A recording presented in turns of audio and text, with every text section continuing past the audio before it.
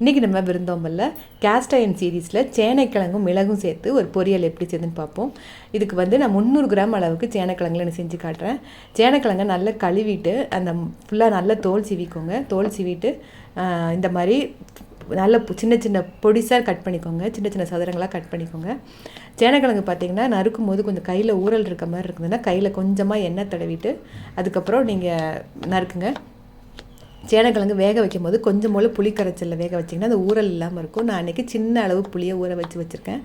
இப்போ சேனைக்கிழங்கெல்லாம் நம்ம ரெடி பண்ணிட்டோம். இப்போ இன்றைக்கி வந்து நான் மிளகு, தேங்காய், சோம்புலாம் போட்டு ஒரு மசாலா செஞ்சு இந்த பொரியல் செஞ்சு காட்டுறேன். ரொம்ப கம்மியான எண்ணெயிலே இந்த பொரியல் நம்ம செஞ்சிடலாம். இந்த சேனைக்கிழங்கு பொரியல் வந்து சாம்பார், ரசம் எல்லாத்துக்குமே ரொம்ப நல்லாயிருக்கும். இப்போது நம்ம செய்முறையை பார்ப்போம்.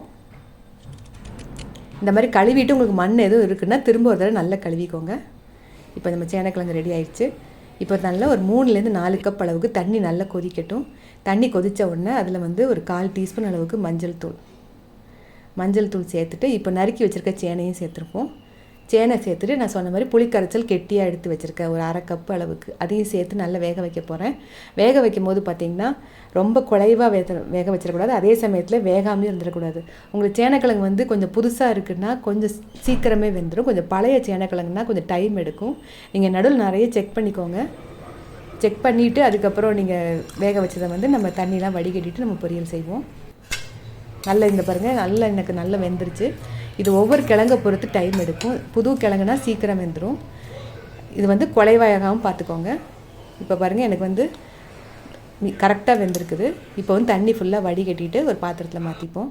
இதுக்கு மசாலா வந்து பார்த்திங்கன்னா ஒரு 1/4 கப் அளவுக்கு தேங்காய், 3 பூண்டு பற்கள், 4 முந்திரி பருப்பு, அப்புறம் ஒரு 1/2 டீஸ்பூன் ஜீரகம், 1 டீஸ்பூன் மிளகு, 1 டீஸ்பூன் சோம்பு. இந்த முந்திரி பருப்பு வந்து ஆப்ஷனல் தான், வேண்டான்னா விட்டுருங்க. அது பைண்ட் ஆகிறதுக்காக சேர்த்துருக்கேன். இப்போ வந்து கேஸ்ட் அயர்ன் கடாயை நல்லா சூடு பண்ணிவிட்டு அதுக்கப்புறம் எண்ணெய் ஊற்றுங்க. சூடாகாமல் எண்ணெய் ஊற்றக்கூடாது. நல்லா சூடாகணும். ஒரு 2 நிமிஷம் சூடு ஆன உடனே 1 டேபிள் ஸ்பூன் தேங்காய் எண்ணெய் நல்ல புகை வர்றதுக்கு கொஞ்சம் முந்தின ஸ்டேஜ் வரைக்கும் நல்லா சூடு பண்ணிவிட்டு அதுக்கப்புறம் ஒரு 1/2 டீஸ்பூன் கடுகு உளுந்து. உங்களுக்கு சூடு ஆகிறது தான் கொஞ்சம் டைம் எடுக்கும். அதுக்கப்புறம் பார்த்திங்கன்னா கடகடன்னு செஞ்சிடலாம். இப்போ நம்ம வேக வச்ச கிழங்கையும் சேர்த்துட்டு சேனைக்கிழங்கு சேர்த்துட்டு ஃபஸ்ட்டு நல்லா அந்த எண்ணெய் வந்து எல்லா பக்கமும் நல்லா கோட்டாகணும். அது வரைக்கும் நல்லா பரட்டி விட்டுருங்க. அப்புறம் இப்போ தேவையான உப்பு சேர்த்து நல்லா மிக்ஸ் பண்ணிடுவோம்.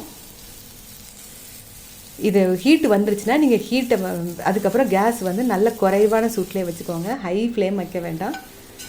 ஹீட்டு வரதுக்கு வந்த பிறகு நல்ல குறைவாக வச்சிட்டிங்கன்னா கரெக்டாக வரும். இப்போ அரைச்சி வச்சுருக்க தேங்காய் விழுது, தேங்காய், மிளகு, ஜீரகம், சோம்பு, அப்புறம் 4 முந்திரி பருப்பு.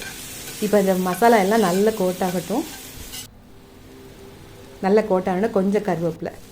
இப்போ வந்து நல்ல நடுவில் கொஞ்சம் பெரட்டி விட்டுக்கிட்டே இருங்க. நல்ல கொஞ்சம் பச்சை வாசனைலாம் போகிற வரைக்கும் நல்லா கிளறி விட்டுக்கிட்டே இருக்கணும். ரொம்ப கம்மியான எண்ணெய் போதும். இதுக்கு வந்து சேனைக்கிழங்கு பதமாக வேக வச்சிட்டிங்கன்னா ரொம்ப நல்ல சூப்பராக வரும் இந்த சேனைக்கிழங்கு மிளகு பொரியல் வந்து. இப்போ பாருங்கள் நல்ல எல்லா பக்கமும் நல்ல ப்ரௌன் ஆயிடுச்சு. நீங்களும் இதே அளவுகளோட இந்த சேனைக்கிழங்கு மிளகு பொரியல் செஞ்சு பாருங்கள். டேஸ்ட் ரொம்ப நல்லாயிருக்கும். சாம்பார், ரசம் எல்லாத்துக்குமே நல்ல காம்பினேஷன். நன்றி, வணக்கம்.